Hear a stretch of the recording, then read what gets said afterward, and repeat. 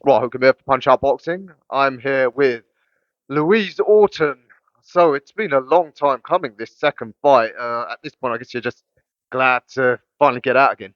Yeah, just glad to kind of get in there. It's been a long time coming. I think it's been about 18 months out of the ring. So yeah, it's good to get back in there and get some cobwebs off. Yeah, it's a hell of a lot of ring rust you had to shake. But by the end of the fourth round, I think the punches were starting to flow. You were getting the footwork, and the timing right. So you can see it will. You'll probably need a few more, but yeah. Where have you been for the past 18 months? So I had a little bit of a break, had some time off last year, had my debut, had a few things kind of going on in my personal life. So I had a little bit of time out, get my head together again. I did actually walk away from the sport, but came back in May this year. Um, New gym, train with Billy Rumble now. Came back, yeah, and just wanted to get back into fighting. Um, Took this fight. My opponent pulled out 2 weeks ago, so thank God for Bojana kind of stepping in last minute. Um, so yeah, it's been a long time, hasn't it? Yeah, pretty much for the past year, the amount of tier 1-4 shows where I've seen your name on, I think, oh, I finally get to see her.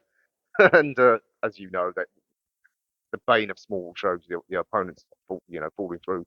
But I was looking at your amateur record. I mean, you fought a lot of the top girls, so the sport needs you here. Fighters of your caliber.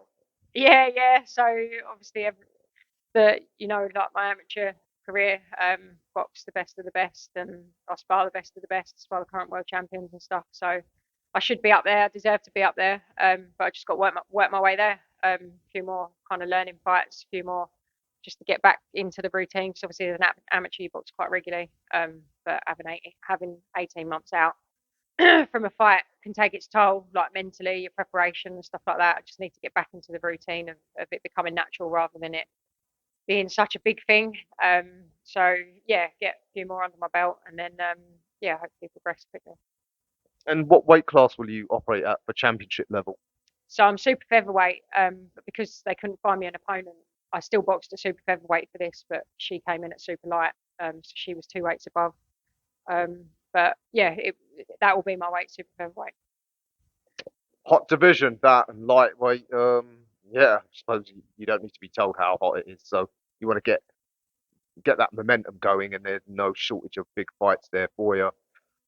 Tell us about this nickname, La Diabla. Is there a Spanish link with you? No, no, no Spanish. It's La Diabla means the devil, and I was a bit of a devil child growing up, and everyone kind of yeah just referred to me as the devil, so that's how it came about. Well, if you let the devil out in the ring, I'm sure we won't be complaining. Tell us some of the things Louise Orton does outside of boxing. Is she a bit of a devil outside of the ring? Depends which day of the week it is. um, yeah, no, I'm outside of the ring. I'm a mental health nurse by profession.